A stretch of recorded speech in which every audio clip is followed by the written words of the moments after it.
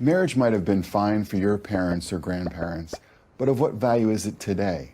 Isn't it, as more and more young people seem to be saying, just a piece of paper? Now, I don't like the way that they just use the word young people when they really mean men. I mean, you can say men. Women are not walking away from marriage. In fact, women are so desperate to be married that they're marrying themselves. It's men that are walking away from marriage.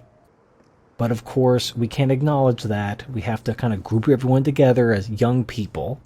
But don't worry, this discounting of men will only get worse from here. Well, it turns out that piece of paper might be the most valuable thing you will ever own.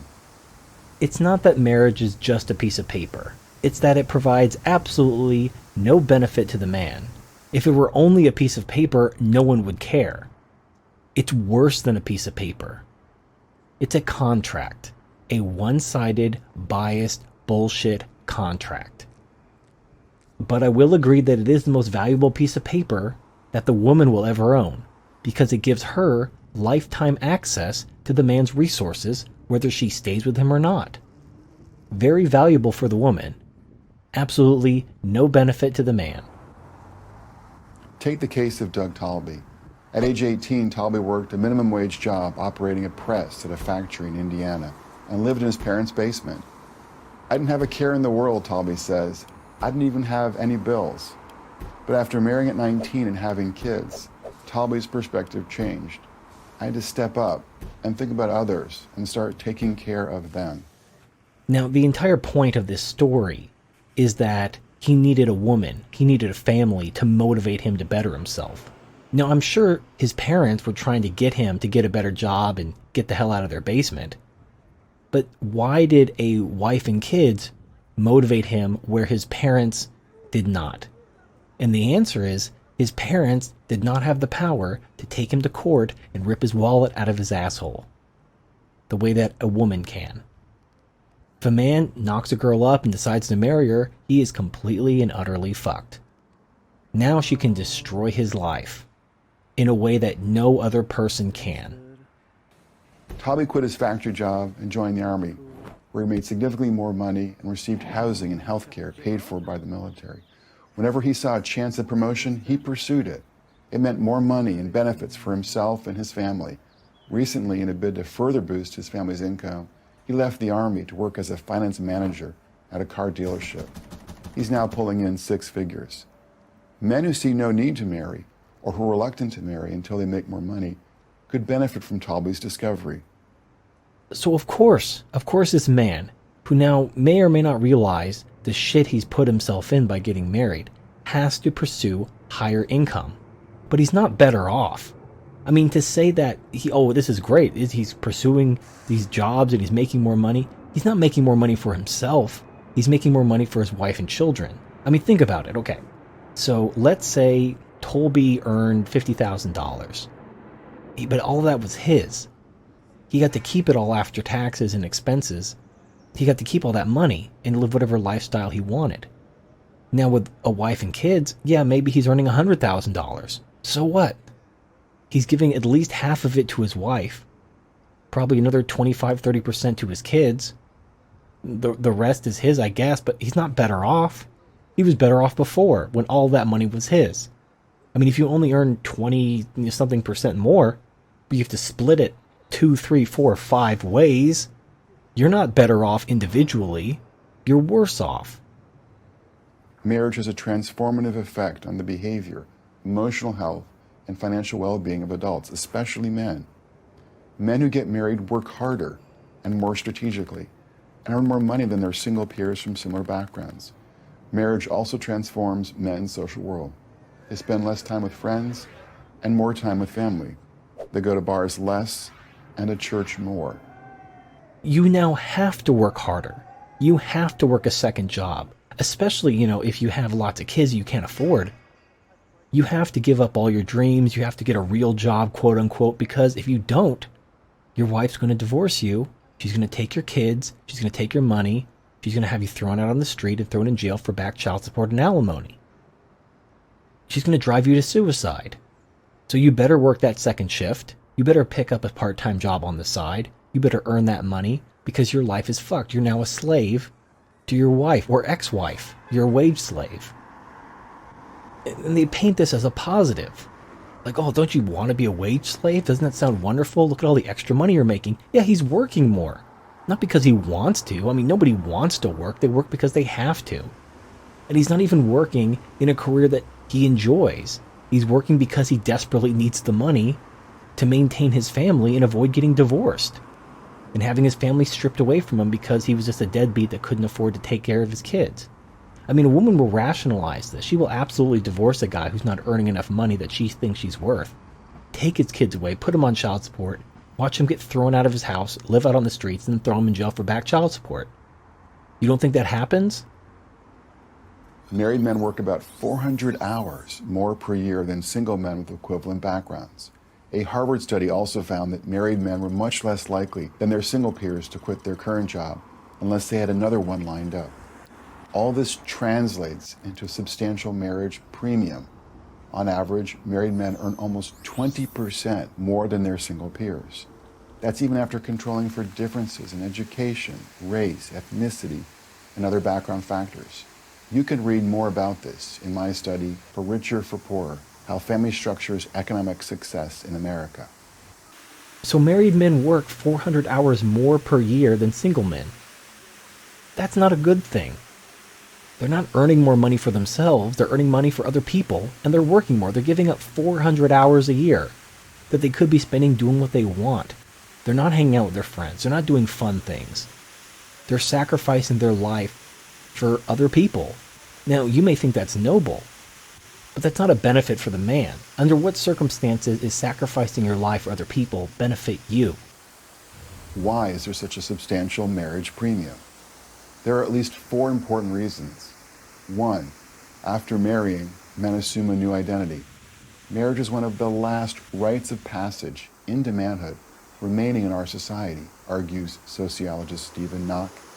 He found that marriage engenders an ethic of responsibility among men, as well as a newfound sense of meaning and status in the world. I mean, there's nothing stopping a single guy from working 2 or 3 jobs to earn extra money, to, build his wealth, but he doesn't have to. And the thing is, and this is like the little secret, I'm going to let you on a little bit of a secret. If you earn enough money to do what you want, to live the lifestyle you want, you're rich. You may not need 6 figures. You may not need $1 million. If you can live the lifestyle you want, you're rich. Now, if you want to increase your lifestyle and you need to earn a little extra money, go earn a little extra money. But if you can live happily and comfortably with the income you're earning, and you're happy and content, then you're rich. Why would you want to give that up? Work 400 more hours a year, have less money to yourself, so that you can take care of other people? I mean, it doesn't even make any sense. 2, married men are motivated to maximize their income. This means having a different attitude toward their job. They work more hours and make better work choices. Studies find that men increase their work hours after marrying and reduce their hours after divorcing. Sociologist Elizabeth Gorman concludes that married men are more likely to value higher paying jobs than their single peers. This concept of being motivated to maximize your income. Yes, you're motivated negatively. You're motivated in the same way that a slave is motivated by their slave driver. They have a whip, and they're ready to crack that on your ass. So you better do whatever they say. So you're motivated. That's not a good thing. Why would you volunteer to become a slave? Marriage, in essence, is a man choosing his slave master. Trying to be like, all right, which woman am I going to give this power over me, to enslave me, to force me to work, to provide for her?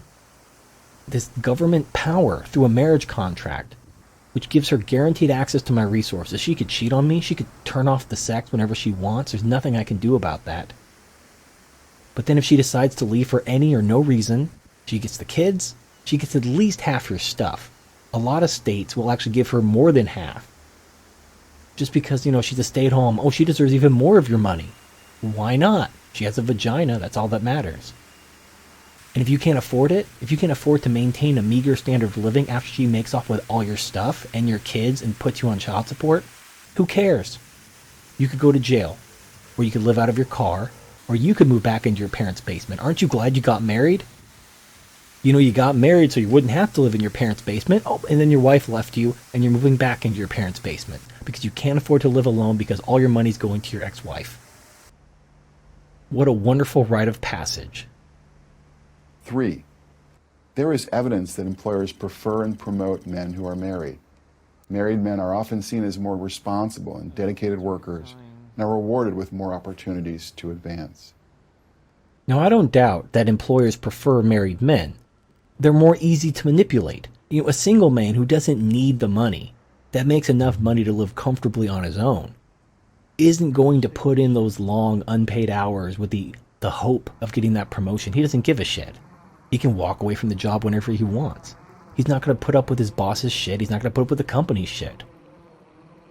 So he's not an ideal employee. The ideal employee is a broken horse. A broken horse who will do what he's told. Again, is this a good thing? Is it a good thing to give a woman this kind of power over you? To break your spirit so that you're even easier to manipulate out in the rest of the world by other people? 4th and finally, married men benefit from the advice and encouragement of their wives, who have an obvious interest in their success. There is no better motivator than your spouse. You know, saying that married men benefit from the advice and encouragement of their wives is a very nice way of saying that wives nag their husband. It's kind of ironic. You know, when a man wants to do something, if a man sees that something needs to get done, he just does it. If he sees, you know, something in the house needs to be fixed, he'll fix it. But a woman just can't do it. She can't physically or mentally or whatever, she can't bring herself to just fucking do it. So what she does is she nags, and she nags and she nags until the man does it. And then she nags that it's not done right, or she nags that it took too long. Now, are you benefiting from the advice and encouragement of your wife? I mean, maybe things are getting done, aren't they? You're enslaving yourself. You're giving a woman power over your life, over your income. You're putting the state in your bedroom, where now they have the power to use the woman against you. The woman can destroy your life, and the government will be right there to enforce it. Why would you do that to yourself? Are you that unmotivated that you need a slave master to get you to get up and make something of yourself? Marriage is a clear path to a better life. It always has been. And now we have plenty of data to confirm it. But if you still don't believe me, just ask Doug Talby and millions like him. But in closing, if you want to talk to someone, don't talk to Doug Talby, who found the motivation to get a better job by getting married and having a gun pointed to him. Talk to the men in MGTOW, who've had their wallets ripped out of their ass in family court. Go to the graves of the men who killed themselves after they were unemployed and couldn't afford child support and faced jail. Talk to those men about how wonderful marriage is, how it really just helped them get a hold on their life and make their lives better. Ask them about the hundreds of hours they work extra each year to avoid going to prison because they owe so much child support or alimony and they gotta move in with their parents. Go talk to them about how wonderful marriage was. I mean, you know what makes you happy. If you're happy, you don't need to make 6 figures to be rich if you're happy and content with your life, if you're doing what you want. You know, being content and frugal used to be a value.